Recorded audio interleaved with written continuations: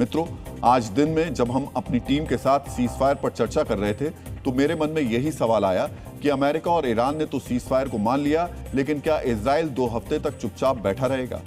क्या ये cease fire 2 हफ्ते तक टिक पाएगा? और देखिए, आज ही सीज फायर टूट भी गया। सीज फायर का ऐलान करने वाले पाकिस्तान के प्रधानमंत्री शहबाज शरीफ ने अपनी सोशल मीडिया पोस्ट में साफ लिखा कि अमेरिका और उसके सहयोगी देशों ने ईरान समेत लेबनान में भी सीज फायर के लिए सहमति जताई है। लेकिन सीज फायर ऐलान के चंद घंटे बाद ही इजराइल के प्रधानमंत्री दफ्तर की तरफ से एक और पोस्ट किया गया, जिसमें लिखा गया 2 हफ्तों के संघर्ष विराम में लेबनान शामिल नहीं है। इजराइल ने यह पोस्ट सिर्फ लिखा ही नहीं, बल्कि लेबनान में 100 से ज्यादा जगहों पर एयर स्ट्राइक भी कर दी।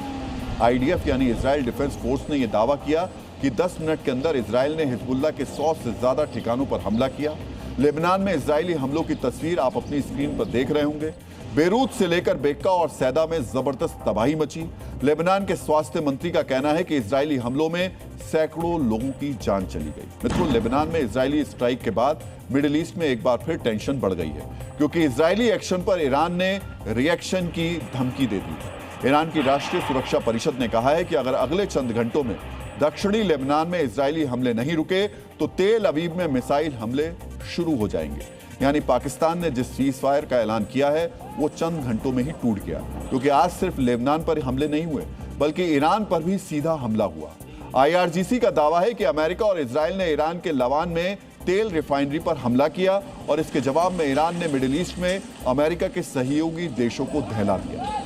आज सुबह खाड़ी के अरब देशों पर 94 ड्रोन और 23 मिसाइलें दागी गईं। ईरान ने सऊदी अरब के ईस्ट वेस्ट तेल पाइपलाइन पर ड्रोन अटैक किए। ईरान ने कुवैत के तेल ठिकानों को निशाना बनाया। 28 ड्रोन्स को इंटरसेप्ट कर लिया गया, जबकि कुछ ड्रोन्स अपने टारगेट पर टकराए।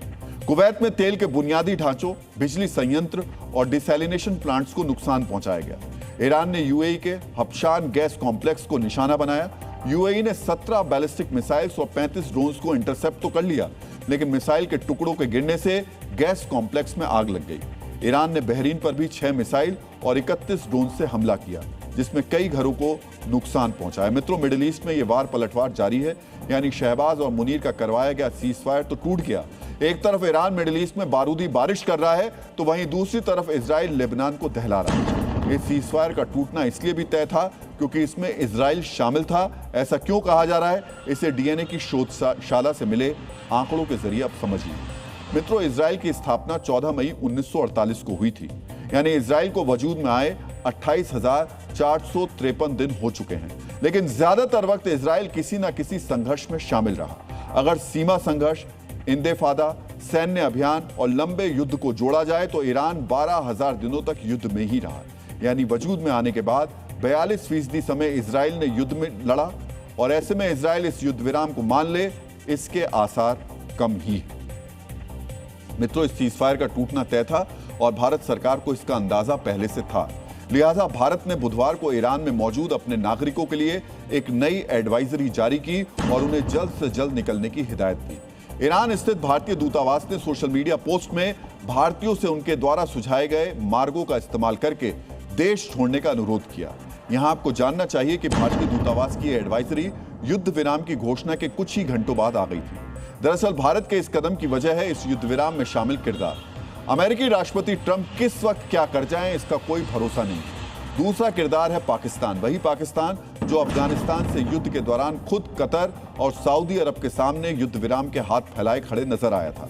जिस देश के पास रोटी तक के लाले हैं, युद्ध विराम में उसकी क्रेडिबिलिटी पर भारत को भरोसा नहीं है। तीसरा किरदार ईरान है, जो युद्ध में इतना नुकसान सह चुका है कि उसके पास युद्ध विराम को बनाए रखने की कोई वजह नहीं बची है। यही वो किरदार या कारण है जिनकी वजह से भारत को इस युद्ध विराम पर भरोसा नहीं हुआ।